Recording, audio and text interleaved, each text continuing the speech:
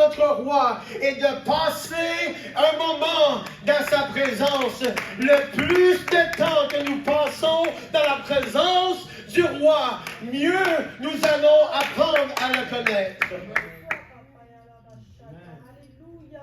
Si vous désirez connaître Dieu davantage, si vous désirez voir sa face davantage, si vous désirez connaître sa voix davantage, la réponse est simple. Passez du temps dans sa présence. Is this all right? Yes. Amen. Amen.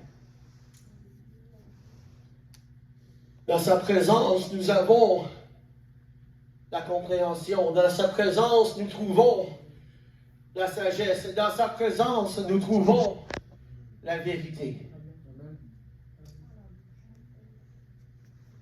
Peut-être que la tempête ne cesse pas. Peut-être que la tempête est forte.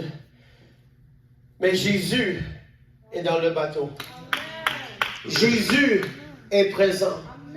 Alors même si les vagues frappent, même si l'eau embarque dans le bateau, même si le vent nous pousse de gauche à droite, si nous nous trouvons dans la présence du roi, si nous nous trouvons dans la présence de Dieu, la tempête ne pourra jamais nous surmonter, elle ne pourra jamais nous vaincre. Et encore plus loin, si oui, la tempête pas nous inonde, mais nous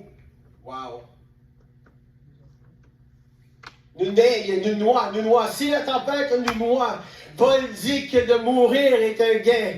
Que de perdre ma vie pour Christ, c'est un gain. Alors même si je meurs faisant sa volonté, peu importe, je suis encore gagnant. Dans sa présence, nous avons la délivrance. Dans sa présence, nous avons la guérison. Et dans sa présence, nous trouvons le repos.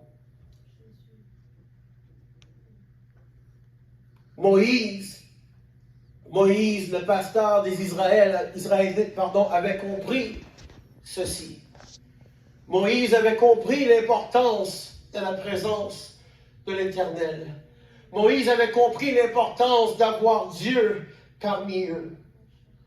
Exode 33:1 dit que l'Éternel dit à Moïse, va, pars d'ici, toi et le peuple que tu as fait sortir d'Égypte.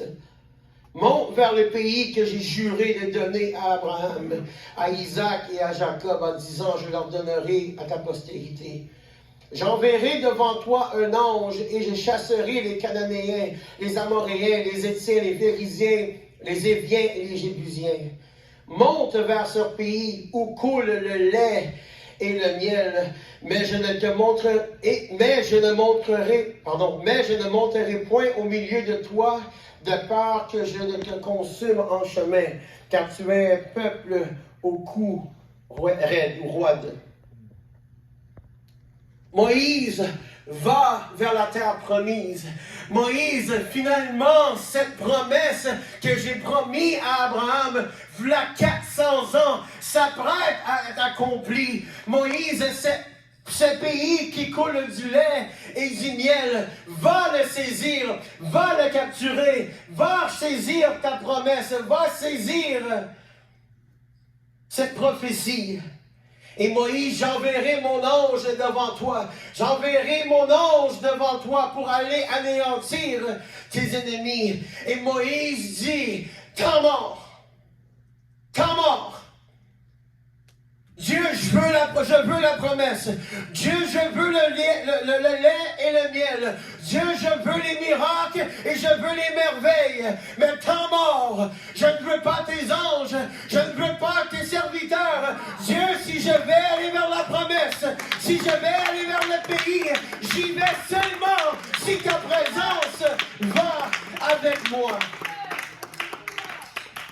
En 2023 et bientôt 2024, je me demande si l'Église est satisfaite d'avoir des miracles, d'avoir des guérisons, d'avoir des beaux services et des bonnes prédications et de ne pas avoir la présence de Dieu. il est facile de prétendre que la présence est là. L'histoire que le frère Brewer nous a mentionnée il y a quelques moments nous démontre très rapidement qu'une semblure de la présence de Dieu peut être là, mais la présence ne s'y trouve pas. L'arche de l'Alliance représentait sa présence, mais Dieu n'était pas présent. Il paraissait comme il l'était. Les pharisiens avaient peur, les Philistins avaient peur, mais le peuple d'Israël ne pouvait même pas reconnaître que la présence de Dieu n'était pas avec eux.